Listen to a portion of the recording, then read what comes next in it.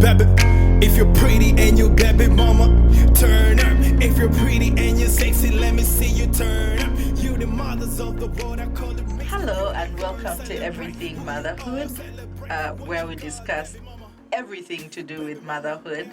I'm Nabifo Wamunga, and I would like to welcome you if you're new.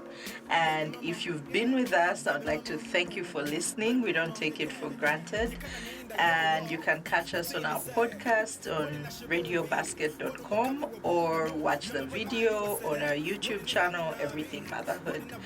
Now, last week, we were speaking to a business lady. She's a mother and she's in business. And she's the owner of an art cafe called Biso UG. And we talked about blending motherhood and entrepreneurship. This week, we have with us a very special guest. I've really tried to hunt her down, and I'm so glad that I've succeeded in getting her. Her name is Harriet Bampeera Obbo. Currently, she's an HR consultant. However, her career started years ago in community development with the youth, and she also worked in a rehabilitation center for street children, and she's also worked with UNDP, and she got into consulting as an employee, and now she's an independent contractor. Welcome, Harriet. Thank you, Nabifo. And I've known Harriet for quite some time as a very serious, focused person, of course with a hint of fun and flavor, but she's someone who I consider to be one of my many mentors. So welcome, Harriet. Thank you, Nabifo. It's nice to be here, and thanks for the kind words. I don't know if there's anything I missed out in your illustrious career, but I tried to cover the basic topics. She's also a leader in Rotary, which is very important. So she does have the humanitarian heart, which is very important. And we share roles within the Rotary fraternity. Now, Harriet, when did you first become a mother?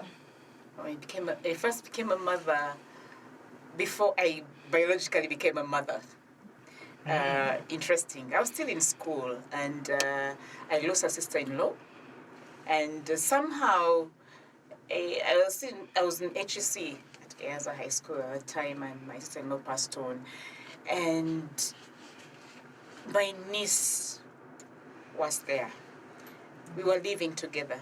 So in a home where there was a father, and there was a little girl, and another little girl came along the way, I was like not only the big sister or the auntie, I kind of had to feel in as a mother. It just came. And I recall while my sister-in-law was passing on in hospital, at Zambia Hospital, I went and checked on her. I took off my day off, what were called visitation. What was it called? Visitation? I forget exactly what it was called. That day when we go home, Get pass and come back to school. So me, instead of going back home, I went to hospital to check on her, and I remember her looking at me and saying, "Harriet, even if I die, I know who is going to look after my children." And I waited to hear so that I can also know and inform the people. And nothing else came. So later along the way, it's like, okay, wake up call. I think this is what she meant. And of course, I finished school, went to university, finished school, and I got married shortly after I left campus, and immediately became a mother. So I've been a mother for the last 24 years. I should say biologically, but plus other years before I became a biological mother. Was there a difference when you were playing mother and when you actually became a mother? Did you feel there was a big difference in that, or was it just a continuation? For me, it was more like a continuation. I didn't see any real difference. And for a very long time, I always introduced my niece as my firstborn.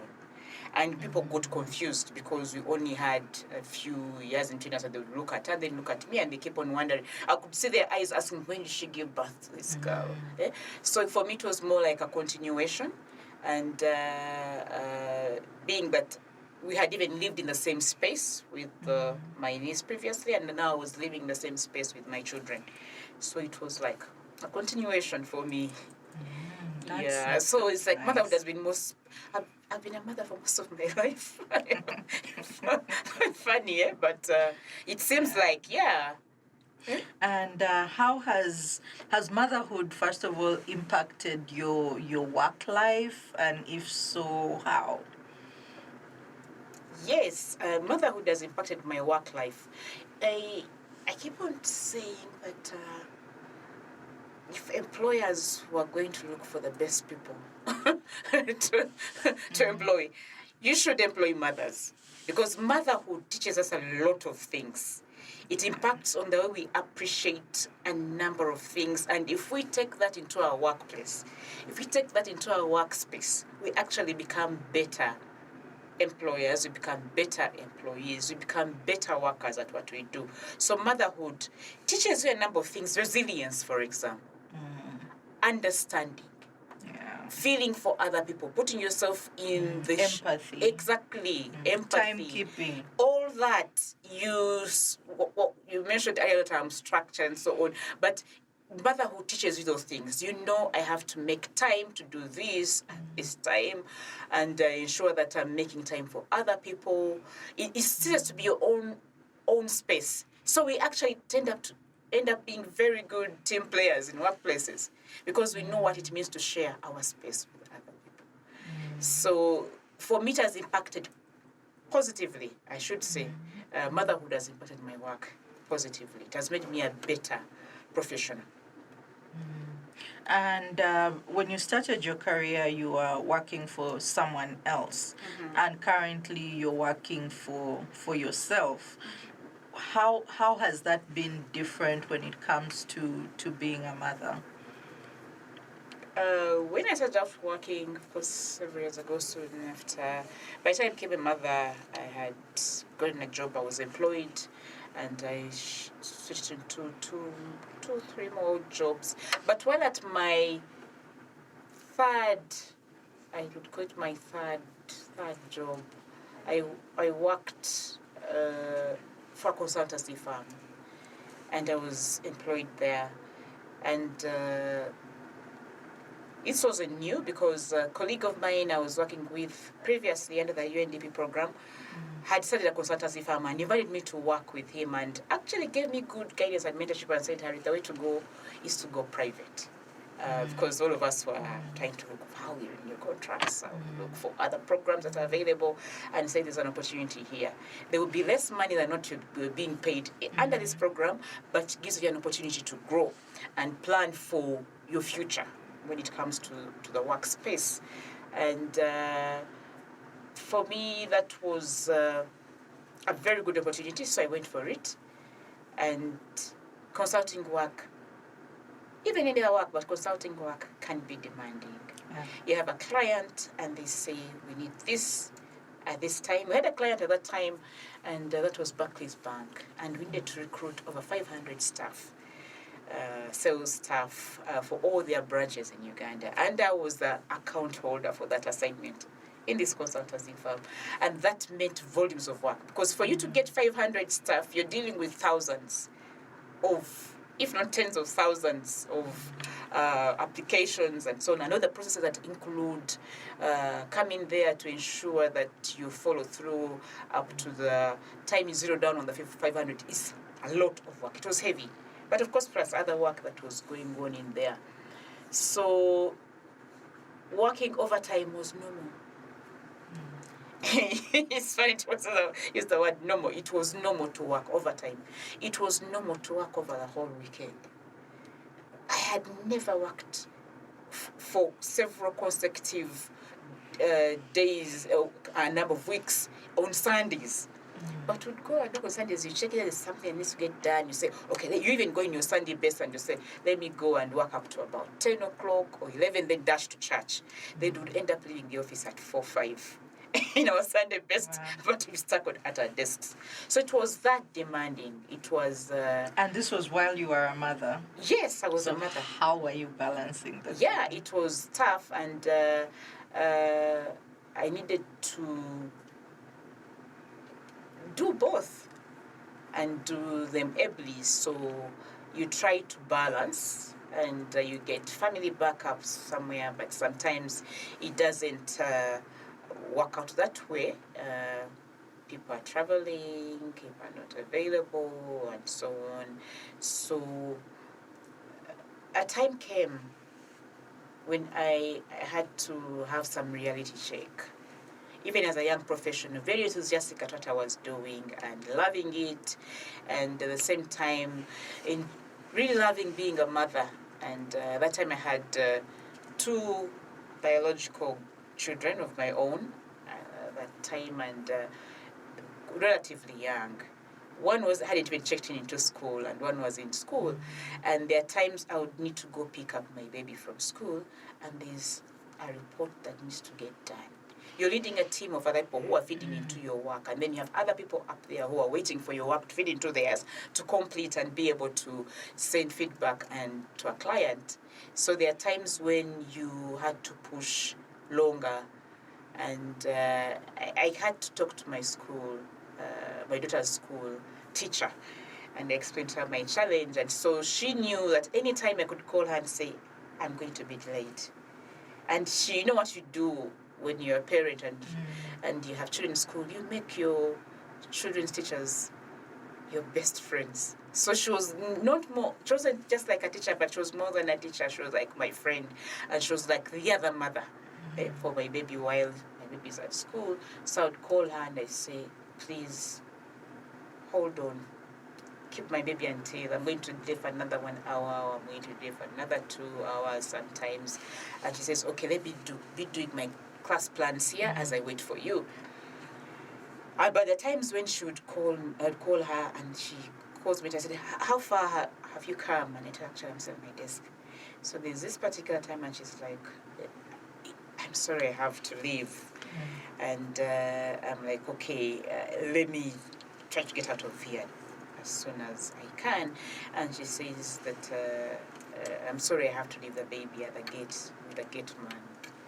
Not because she was heartless, but she also had an urgency at home to deal with.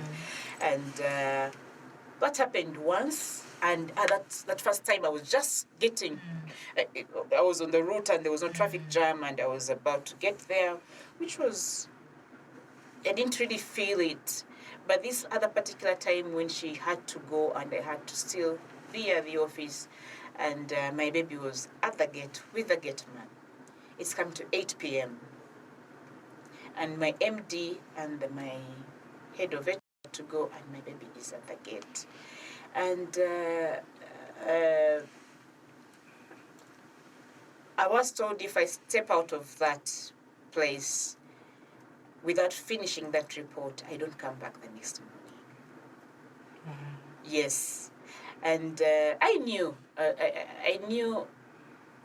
was good at what I was doing. I knew I was a resource for my company.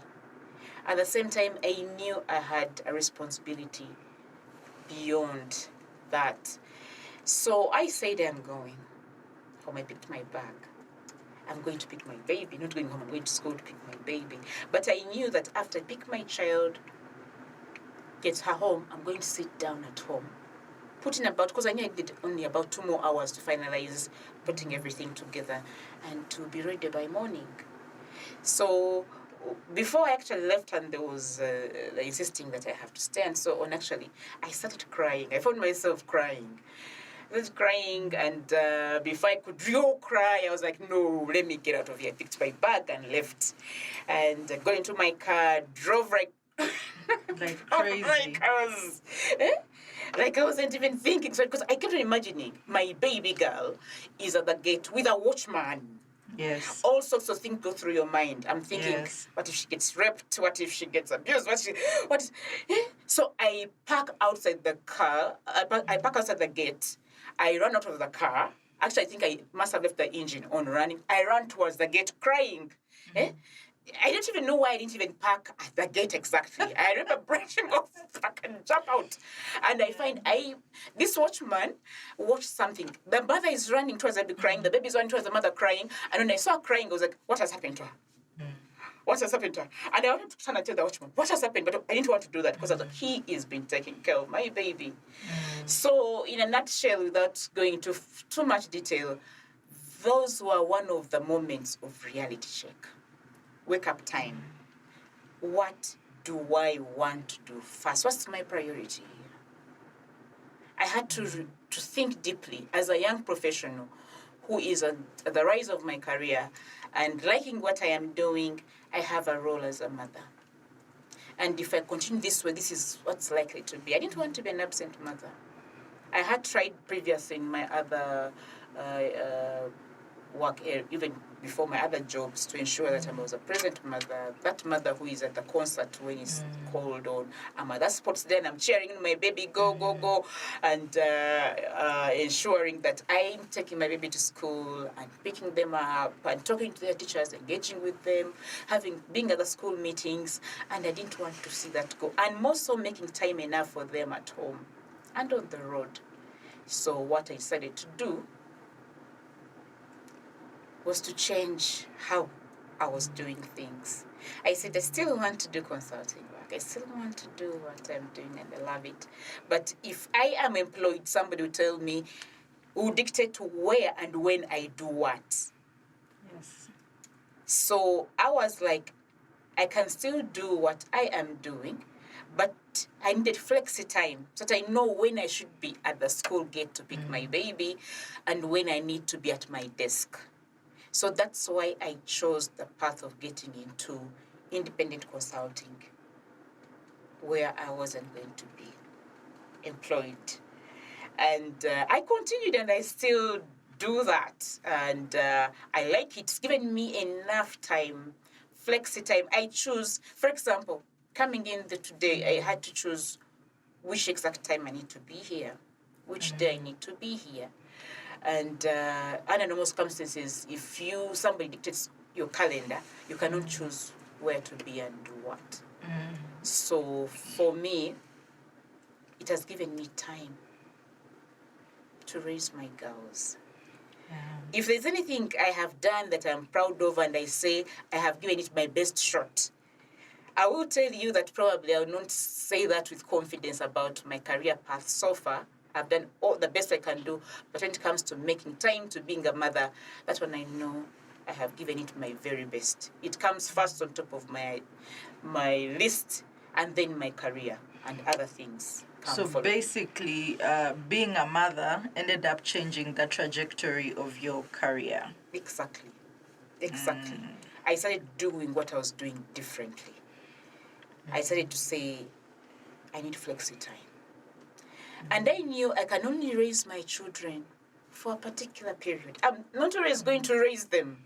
They're always not going to be little kids. They are growing up. How many of us have left our children to be raised by house helps? Yeah. How many of us have left our children to be raised by the relatives that we live with? Yeah. It's not bad in the African kind of setting because the child is raised by a village.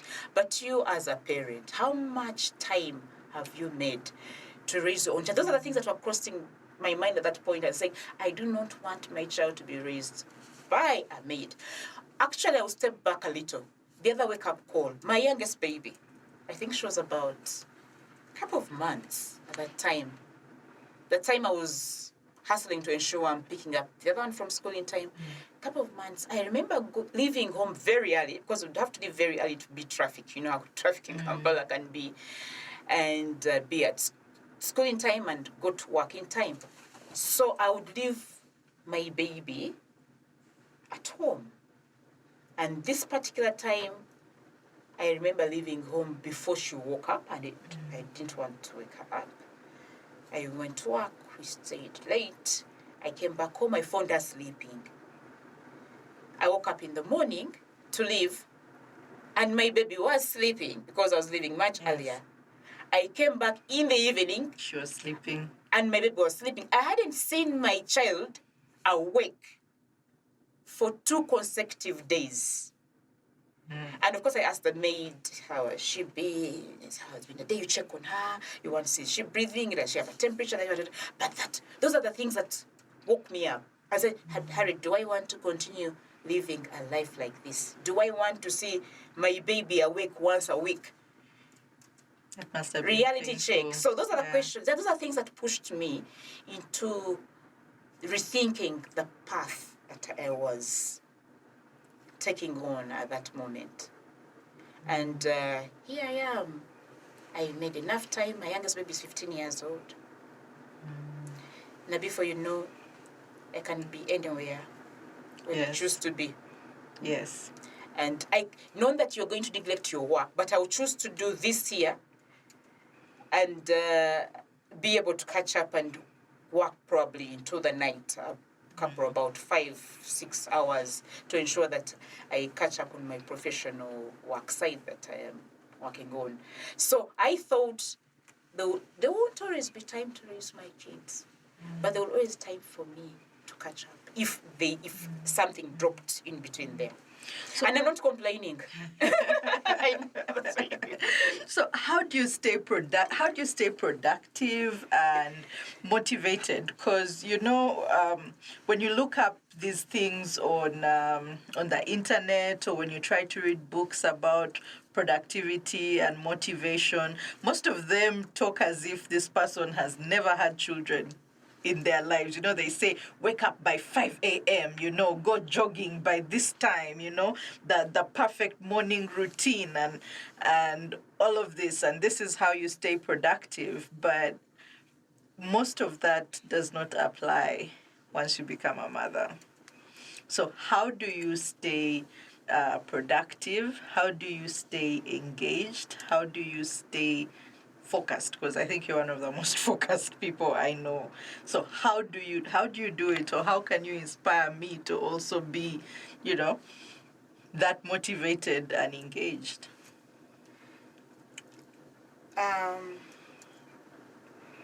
There is a book I read along the way. It's called Leaning.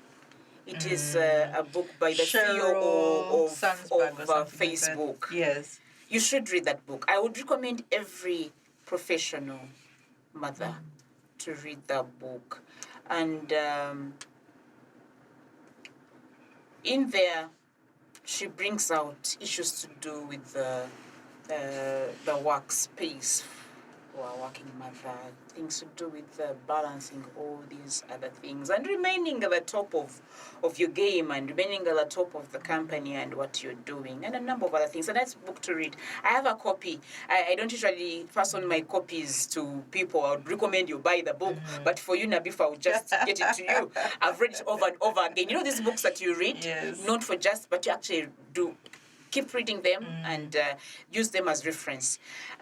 That's one. I tap into women who have led the way, who are mothers. They've worked at being mothers and being professional and being leaders, not just professional, but leading at their workplaces. And that's where Lean In, that book comes in there. We need to keep leading in the boardroom space, regardless of being mothers. We need to lead, and even in quality of work and how we actually even work with other people. So for me, it is that watching and reading and learning from the other women who have led the way, or who are in the same time frame as you're working. But also it has a lot to do with you. It had a lot to do with me. I had to choose and say, I try to be as positive as possible, regardless of circumstances around me. I should say I'm a very positive person. Sometimes people look at some of us and think we don't have challenges, we don't go through certain things, but simply because you see positivity in the situation that you're in or you're going through. So for me, to keep positive, to keep energetic, to keep going, to keep pursuing what I want to do has basically been with my attitude. I've had to work at my attitude and ensure that I keep positive. I keep seeing the best out of everything. Because even in the dark path, there have been challenges. Motherhood is not all rosy. People say that marriage is not a bed of roses. Even motherhood is not a bed of roses. Yeah. It comes with a price. It comes with some sacrifices. Yeah. It comes with some things, some balls you have to drop because we are like, you have a ball of entrepreneurship, you have a ball of career, you have a ball of motherhood and other things that are going on. But some of them you've had either to drop them, and all that comes in there. But you have to keep positive. You have to keep seeing the good things that are coming out of this. Like for me, I get to seeing the positive things that are coming out of my flexi time. Being able to... I saw some of my friends as we're dropping kids at school and saying I have to dash back to the office to sign in the book, then drive back here for a school activity, because children would have to present at what we call the school assembly, and you see somebody having to first dash back and have to sign and then dash back. You know those things, and those are things you appreciate and you say, for me with my flexi time, I'll get in there, go straight. By the time my baby is hitting the stage, I'll be there. I'll be there. Do you know, I don't know whether it has happened to you as growing up as a child, but do you know that time when there's a school concert you're performing and you look into the audience and you don't see your mom?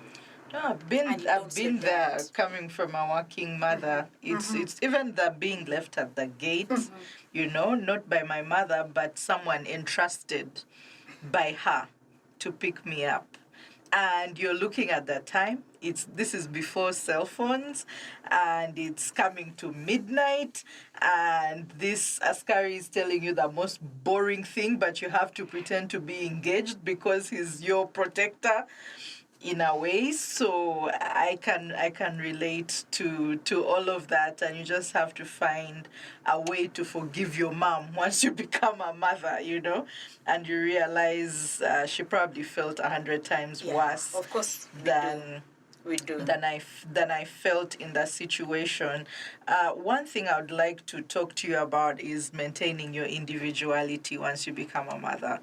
I've seen so many mothers go down that path where they become, the only thing they see is their children, you know? It's like, I wake up for my child, I sleep for my child, I do this for my child, I go to, you know, this for my child. They neglect the marriage maybe, they neglect themselves, you know, which can be even a turn-off for the partner. You stop getting your hair done, you stop getting your nails done because everything, my whole life is about my child. But I was an individual before the child came into the picture. So how do you maintain because you are an individual, I can say that. You're separate, like you're Harriet the mom, Harriet the independent consultant, Harriet the leader. How do you do that? Before I answer that, as you making remarks about being forgotten, I remembered something I had that happened. I remember getting, you know how you get backup Yes. to pick up your babies. I got backup, and the purpose is actually very faithful, and we help each other. And this particular time, she got caught up at the workplace too. That day she was the one, I had called her earlier and had agreed she was going to fill in. And then she was caught up, so she calls her husband to pick her own child and my child. And because we were actually living next to each other. And then the husband says he'll make the time, but something comes up and he can't. So he calls his driver. And the driver gets to school. By the time the message got to the driver was picking one child, not two. So the driver picked only the other child and forgot mine. So me, I know I'm covered. It's the day when I'm covered. So I work late that day. I leave. I'm driving back home. Just before 5 minutes to getting home, I get a call from a friend, my backup. And it's like, Harriet, are you with Rina? I said, yeah. Actually, it was Risa. She says, are you with Risa? I said, no, I'm not. I'm actually about to get home. She says, it looks like they've forgotten her at school. So, and she's like, where are you? And I'm like, I'm 5 minutes away from home. And she's what like, time was like this? The knife. It's coming to about 8 p.m. Coming to 8 p.m. And she tells me what has happened. She said, but good enough, I'm just coming out of class. Because she would go to class after school. And said, I am at Africana roundabout. So she turns and goes back to Green Hill. Pick my baby. She finds, of course, the school is had to factor that in. They knew they had such incidents coming up, and just to step back and let you know that some of the things that really had to make me, those are the things. Anyway, back to this one, the individuality. I totally believe that if I don't take care of Harriet, if I don't take care of me, I will not be able to take care of Nabifo. I will not be able to take care of other people around me and myself, because we can only give what is we have. We can only take out what is inside us. I cannot be so unhappy because I'm not making time for myself and think I'm going to give happiness to my children. I'm going to give happiness to the people around me or to the people I work with. So it's like deliberately, making a deliberate effort of saying, amidst all these busy schedules, amidst all these other demands, there is a Harriet. There was a Harriet before she got married. There was a Harriet before she became a mother. And there's going to be a Harriet after the children have grown and left home. They're not always going to be. That's the thing we forget as mothers. Yes. We sail out and it's as if these children are going to be in our lives for 100 years. No way. And that's why I said earlier on that I need her here for a short while and I will catch up with so many other things. So at the end of the day, there is you. There is you that needs to be able to support them effectively. There is a you after them. I do not want my children to come back to check on me when they've grown up and left home, and I do not even know how to find my bearing. Because that will break them. Whereas I've spent all the time for them, I've not been able in between there to find my bearing, to find how I get things done for me. So that even after they have left home, grown up and left home, I am able to have focus. I'm able to be able to live a life. I'm able to be impactful and not... I think it would break their hearts if they come and I can't even find my own space. So those are the things that push me to say, no, I have to find my own space. My own space. The me time. And that is, as mothers, we don't think that we need the me time. Yeah. We need it. A lot of the times that I've seen mothers taking me time is to have a 10-minute shower as opposed to a 2-minute shower, and that is what they consider their me time. Or going to the salon to get their hair done. That's what they consider to be their me time, and 100% of the other time they're spending it with the child. I know it's hard. I know it's very, very hard, but I think it's important to create a little time. It is. It is actually very important. I'll give you. I've read for you. Not read. I have discussed with you a bit of the schedules.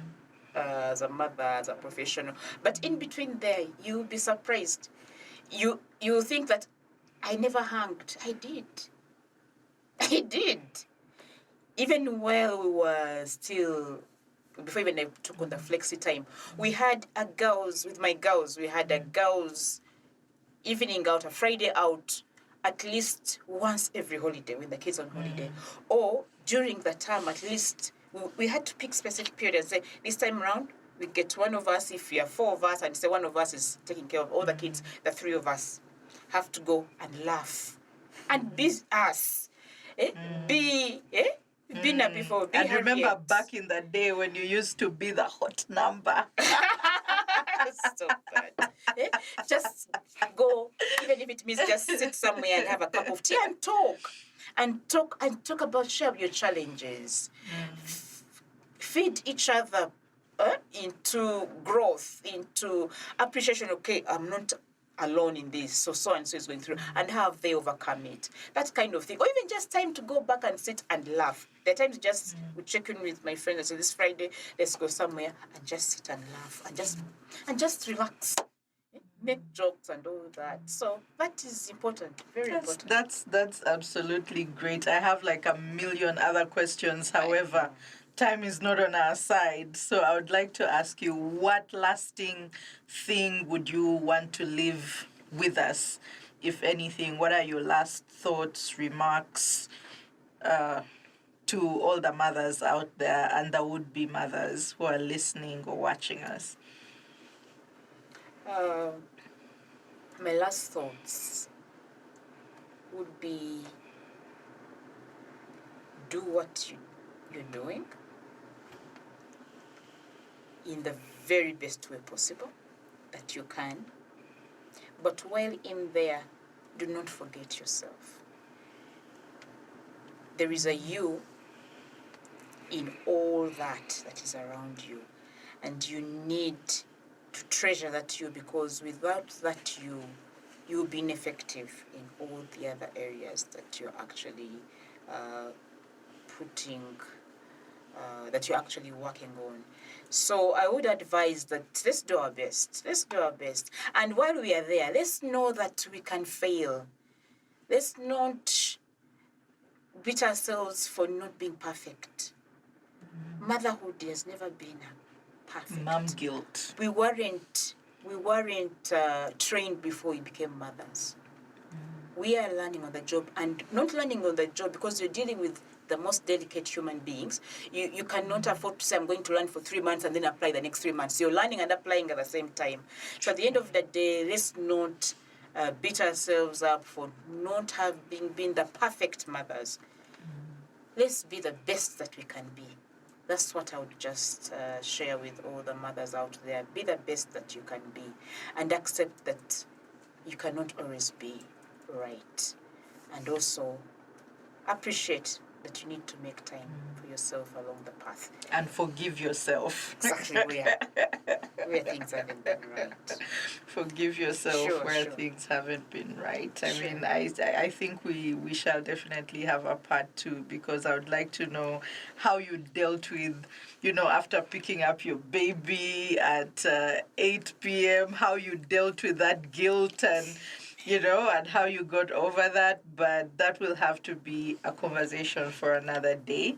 So I would like to urge the mothers out there to tune in. We're definitely going to have Harriet back for a different conversation next time. And with that being said, to all the mothers out there, just remember, you're a great mom. Thank you.